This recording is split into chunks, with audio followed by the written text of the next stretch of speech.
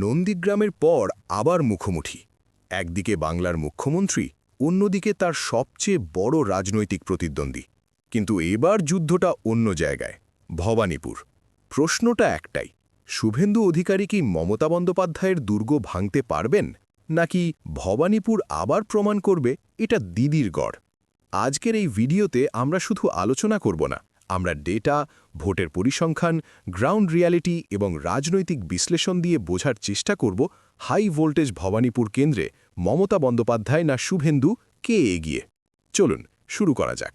2021 সালের নির্বাচন বাংলার রাজনীতির সবচেয়ে নাটকীয় মুহূর্ত ছিল নন্দীগ্রাম। সেখানে শুভেন্দু অধিকারী মাত্র 1956 ভোটে মমতা বন্দ্যোপাধ্যায়কে হারান। এই জয়ের পর থেকেই বিজেপির কাছে শুভেন্দু হয়ে ওঠেন দিদির চ্যালেঞ্জার। কিন্তু একই বছর ভবানীপুর উপনির্বাচনে কি হল? মমতা বন্দ্যোপাধ্যায় পেলেন 84,709 ভোট, বিজেপি প্রার্থী পেলেন মাত্র 26,320 ভোট, জয়ের মার্জিন 58,000+ ভোট। এটা শুধু জয় না, এটা ছিল এক ধরনের রাজনৈতিক ডমিনেশন। ভবানীপুর কোনো সাধারণ আসন নয়, এখানে মোট ভোটার প্রায় 1.6 লক্ষ। কলকাতার হৃদয়স্থল, মিশ্র জনসংখ্যা, বাঙালি প্লাস নন বাঙালি।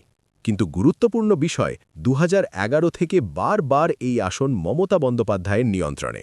2021 উপনির্বাচনের ফলাফল বিশ্লেষণ করলে দেখা যায় প্রায় 70%-এরও বেশি ভোট শেয়ার, সব ওয়ার্ডে লিড। অর্থাৎ এটা ওয়েভ না, এটা ডিপ রুটেড সাপোর্ট বেস। এবার প্রশ্ন, শুভেন্দু কি পারবেন? তিনি ইতিমধ্যেই দাবি করেছেন তিনি 25,000 ভোটে জিতবেন। কিন্তু বাস্তবতা কি বলছে? সমস্যা 1, ভবানীপুর তার নিজের এলাকা না।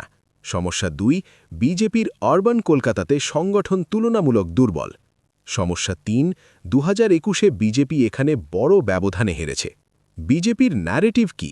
নন্দীগ্রামের জয় = মমতার দুর্বলতা। কিন্তু ডেটা কি বলছে? নন্দীগ্রাম জয়ের মার্জিন প্রায় 1956 ভোট, ভবানীপুর জয়ের মার্জিন প্রায় 58,000 ভোট। তুলনা করলে ভবানীপুরে মমতার শক্তি 30 গুণ বেশি মার্জিনে প্রতিফলিত হয়েছে। এর মানে localised political reality matters more than symbolic rivalry. বর্তমানে যা দেখা যাচ্ছে, বিজেপি সরাসরি শুভেন্দুকে নামিয়েছে ভবানীপুরে। এটাকে বলা হচ্ছে হাই স্টেকস প্রেস্টিজ ব্যাটল। কিন্তু সাম্প্রতিক উপনির্বাচনগুলোতে টিএমসি ধারাবাহিকভাবে জিতছে। এর মানে গ্রাউন্ড লেভেল মোমেন্টাম এখনও টিএমসির দিকে। ভবানীপুরের ভোটাররা সাধারণত 1 স্টেবিলিটি চায়, 2 লোকাল কানেকশন চায়, 3 সিএম হিসেবে ডাইরেক্ট অ্যাক্সেস চায়। মমতা এখানে শুধু প্রার্থী না, তিনি চিফ মিনিস্টার এবং লোকাল রিপ্রেজেন্টেটিভ। এই ডুয়াল অ্যাডভান্টেজ বিজেপির পক্ষে কাউন্টার করা কঠিন। সব ডেটা, ট্রেন্ড এবং রাজনৈতিক বাস্তবতা মিলিয়ে 1 মমতার শক্তি, strong vote base, massive previous margin, urban familiarity, এবং 2 শুভেন্দুর শক্তি, aggressive campaign, Nandigram victory narrative. কিন্তু ডেটা ক্লিয়ারলি ইন্ডিকেট ভবানীপুরে মমতা বন্দ্যোপাধ্যায় ক্লিয়ার অ্যাডভান্টেজে আছেন। নন্দীগ্রাম ছিল এক যুদ্ধ, কিন্তু ভবানীপুর এটা একদম আলাদা খেলা। এখানে শুধু রাজনীতি না, এখানে ভূমি, সংযোগ আর বিশ্বাস কাজ করে। এবার প্রশ্ন, 2026-এ কি ইতিহাস বদলাবে, নাকি ভবানীপুর আবার বলবে দিদি শেষ কথা? আপনার মতামত কি কমেন্টে জানাবেন। আর এমন বিশ্লেষণ পেতে লাইক, শেয়ার, সাবস্ক্রাইব করতে ভুলবেন না।